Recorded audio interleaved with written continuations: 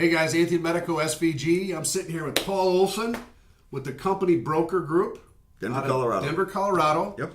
So Paul, tell a little bit, for the guys watching this right now, how long have you been selling businesses in the roofing and the roofing construction side? Exactly half my life. Selling construction and blue collar businesses in Denver, Colorado. I think you look a little older selling businesses. I've sold over 300 businesses in a quarter of a century. If I've learned anything, I hear the same thing for the last 25 years. Sellers say the same thing, whether it's a $1 million, $5 million, or $50 million roofing company. They say the same three things. I want three things. I want as much money as I can possibly get. I want the biggest sales price. The second thing is it's not just about the money. Most sellers would say that I want a seller that's going to carry my legacy, is going to grow the business, treat my people good. I'm looking for a good person. The third thing is confidentiality. When you're selling homes, you don't care if the world knows you're selling your home. When you're selling your business, confidentiality is paramount. So you don't want all your people to know. They don't. It will be rats off a ship if your employees learn, suppliers learn, customers learn, the insurance companies learn. If that be the case, you can see my smirk. You come in with a pizza delivery outfit? No, or? This is my hook. I'm the only broker in the United States, and I'm very quick to brag about this, that uses video in an effort to present the business. So, for instance, instead of me bringing 30 or 40 buyers, potential buyers, looky-loos, tire kickers, time wasters. A lot of these guys are just dreamers. So instead of you telling your story 40 times, which after 5 or 10, you're burned out, and plus all your employees have learned about it, we create one video, one jig. I take that and I send that on a private and confidential basis to a variety of buyers that I would know. Now you have a confidential, massive list, which is kind of unique. You and I talked about 10,000 highly qualified buyers that are interested in the blue collar in buying businesses, construction. Buying businesses that make good money. Now, how did you get that list?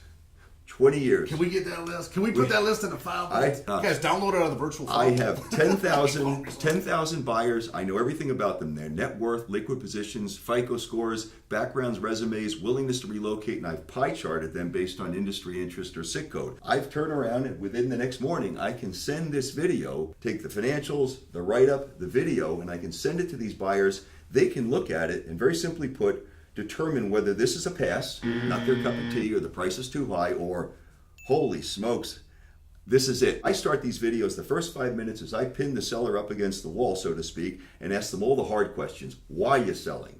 Why doesn't it go to your kid? Tell me right now, lawsuits, legal battles, OSHA violations, drama, mod rate hits, tell me anything. And the answer is, the seller would share exactly on film, exactly what they have. Maybe they have one injury 7 years ago and that's it. No OSHA violations, no nothing. So the business is clean. So now the buyer becomes increasingly interested and confident that this is really a road that I want to walk down further, thus watching the rest of the video. The IBBA, the International Business Broker Association, our trade industry association, has long known that the average business takes 1 year to sell on average. So homes take 4 months. Businesses historically take 12 months to sell.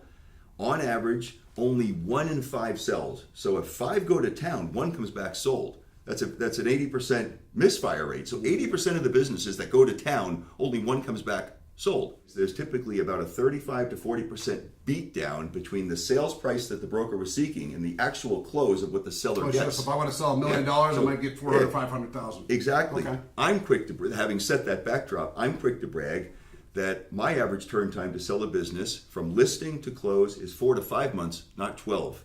Nice. Most importantly, though, if I get 20 listings, I sell 19. Nothing sits on my shelf. So if I take a listing, you shake my hand, and we agree on a price and a term, that's about a 95% chance. But you're probably picky about your listings. So you're not wasting your time. You're probably picky about your listings, and you give them a realistic idea what they're going to sell for. I got the buyers. My package is very, very unique. If I go to town for a sales price of $5 million, I'm quick to brag that because I've got a competitive bidding war going on among all the listings that I'm presenting to the market, that I'm able to pit one buyer against another and raise the price, change the deal. So Well, you got the list, man. What are the basic things an average roofing contractor in business 15, 20 years watch this right now? What does he got to prepare up financially wise and get ready for? It's not cleanup. It's kind of funny. Everybody uses QuickBooks or something like that. So they do their income statements and their balance sheet at the end of the fiscal year or the end of the calendar year, and that's really it. What really matters is that if you're planning on selling your business in the next 2 to 3 years, is that you put your nose to the grindstone and you step on the gas and you drive it forward. How are you doing now? So gross sales, gross profit, net income, make sure you're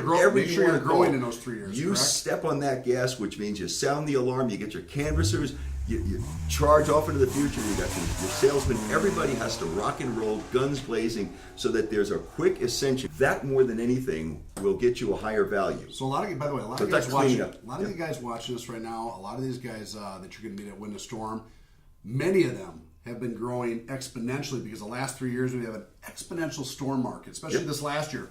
$300 billion insured losses. What do you say to those guys if they're thinking about selling? Is it time to sell in the high point of that bell shape? 2018 could be an explosive year for a lot of entrepreneurs out there that might want to consolidate or sell. And so it's all about timing. So timing more than anything will drive the greatest value you can get. So if you came to me in the next 2-3 years and you want to sell and you've got an ascension like this, that's a good time. So one of the things, just to reiterate, one is obviously a growth rate that's moving up, not down or flat, right? But moving up, that's exciting. Talk to me about cash flow P&Ls. What's some things that are important there? Basically, what's your business worth? Most brokers would say it's you take the net income, the salaries, the benefits, the perks, the cash that accidentally doesn't get added into the gross sales, push it to the bottom line like a bicycle pump, and that is what cash flow is. Last year, I paid taxes on $450,000 through my CPA, Paul, but I really made $1,050,000. Well, so we add back all of those things, and then I can sell a multiple of the cash flow, the ODE, guys, owner discretionary earnings. So just real quick, Paul, just to recap that. So one is revenue growth. We got to be growing for 3 years, right? Yep. The other on earnings, so on net income earnings, is there a percentage you like to see? That's 15-18%. That's really good. You like to see that grow in conjunction with gross sales and gross profit. Okay, gotcha. And you really like to see an ascension on those. And then is there another factor about, obviously every construction company has accounts receivable. Accounts receivable is a good thing. Yep. As long as it's not too old. You'd like to know that it's not long in the saddle, that there's it's very not over little 120 days, stuff like that. Yeah, you want almost all of it collectible. So, Paul, just to expand on that in terms of earnings for the guys to understand this, let's just say I got a $10 million company. Okay, after my overhead, labor, materials, let's just say my net income, which some people call EBITDA, some people call net income, let's call it EBITDA, is $1 million after everything. That's what I'm paying taxes on. Okay. And it was steady for, let's say, 3 years. Maybe it was a little bit of growth. What can I expect to sell that company for, price-wise? Most brokers would say about 2.5 to 3 times that number. Times the EBITDA. Yep, times the net income. Okay, so if I have $1 million in net income, give or take, business is worth about $2.5 to $3 million. So at best, I can get $3 million. That's for roughly a $10 million company that's growing with 10% net income. That's a very good rule of thumb. Sell a business. I can sell this hypothetical business for substantially more. Call it $4 or $5 million, simply by telling a story. So the main idea is that the seller is typically burned out, tired of hiring people, managing people, babysitting, whatever you want to call it. They're burned out. So this is this man's financials after 30 years or 20 years of owning this business. What I try to do is showcase and bring to the buyer a full understanding of why this business could have made $15 million. I know several licensed companies right now in Florida that have been in business 5, 6, 7 years. They're not ready to retire. Yep. They don't have the cash flow. They don't have the power. They would be happy to team up with a 10, 20, 30, $40 million company that would buy their company, and they'd even stay on as a license holder until they got a new one on board and actually go out and sell and support the new entity. There's stuff like that going on every day. Because this seller has something that this buyer doesn't have. Absolutely. He has something Immediate that I access. want, and I have something that he wants. Immediate access to $100 billion opportunity. He has a door flap already open, and this person has tons of money, a fresh head of steam, lots of ideas, and he's already making $40 to $50 million in Denver. He knows how to do it. Yeah. This person's been stuck, 6 months to this get guy's here. been stuck in the mud for making $5 million a year for all these years. So they have what each other wants. Yeah. And so again, back Just to gotta that. connect the dots. A lot of guys watching us are in that situation right now. Right. So we're happy to guys. Paul's going to be at the Win the Storm. This is a great conversation. He's also got some information here in the file vault that you guys can get in touch with him. Yeah. We'll put his information up here behind us in the green screen. Some of you guys get in touch with him right away.